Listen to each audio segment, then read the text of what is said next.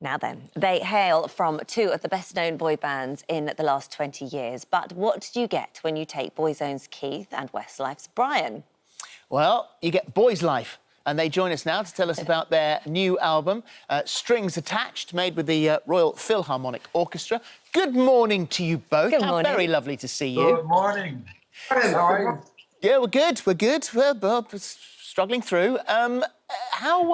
Who phoned who to have this idea of Boyzlife? Well, nobody phoned anybody. Go on, Keith. Very briefly, I was just finishing up a play in the West End, A Handful of Stars, an Irish play. I'd done about 6 months in the Trafalgar Studios, and when I came out of it, I decided that I'd like to try and do something myself, put something together myself.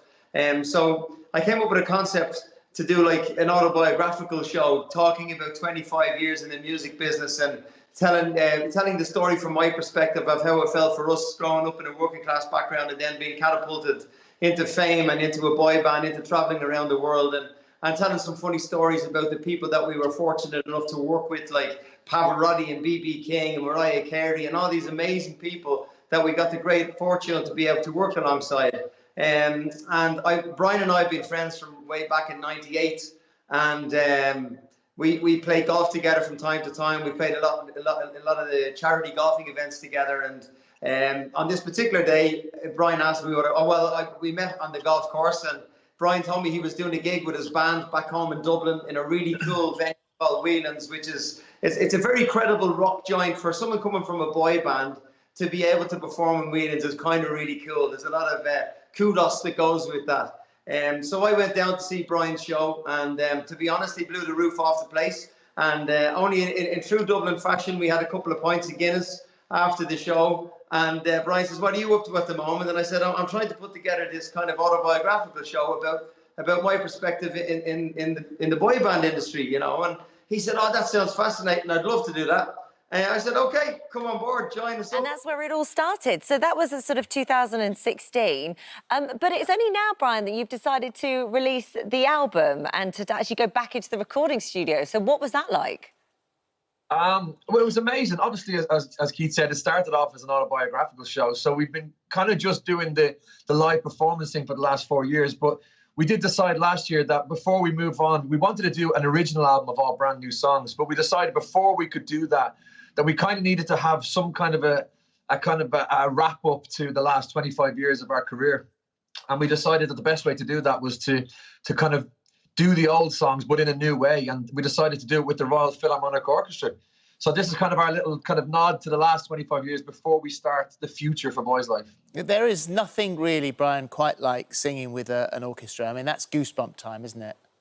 It is the most unbelievable thing. You can perform with a band, or you can perform with a track, but nothing will ever get you than when you have that orchestra behind you. Like, you can't explain it to somebody. You have to experience it because you feel it all through your skin and your body vibrates when they're playing. It's just the most amazing feeling. One of the tracks on the album was the '96 Boyzone classic, No Matter What. And Keith, I just wondered what that was like going back and recording something like that. And did you have to get permission off the other boys in order to do it? Well, no, I mean, any band can go and record any song they like. I mean, the publishing royalties will always go to whoever wrote the song. The record royalties will go to the people that have recorded it. But the song itself, obviously, was a very special song for Boyzone. It was a turning point in our career back in the 90s. And, you know, Boyzone's sound back then was very identifiable by Ronan Keating and Stephen Gately's voice. They did all the lead vocals on most of our songs. Louis would never give anybody else a chance at the time.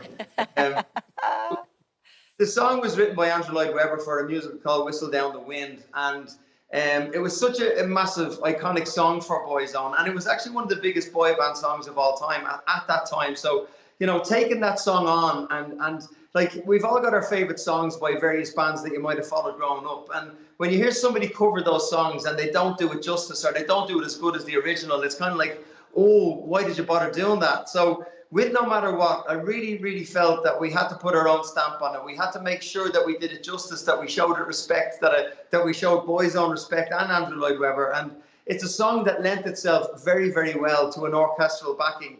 And I really feel in my heart and soul that we did a great justice to the song. And the response we've had on social media has been nothing but positive. So I'm delighted about that, because I do want to respect everything that I've done with Boyzone in the past and every individual member, and obviously try to put 120% into everything I'm doing going forward. So both Brian and I are delighted with the outcome of the album, but in particular, no matter what. And Brian, I mean, you were touring, and then suddenly, I suppose, that's it. It's lockdown. It's all over, and you find yourself suddenly at home. Yeah, it was very strange, the whole experience for us, because, you know, I guess for a lot of people when lockdown happened, you know, their life was normal. We were in the most hectic part of our life, which is touring. I think we'd already done about 24 or 25 shows of the tour.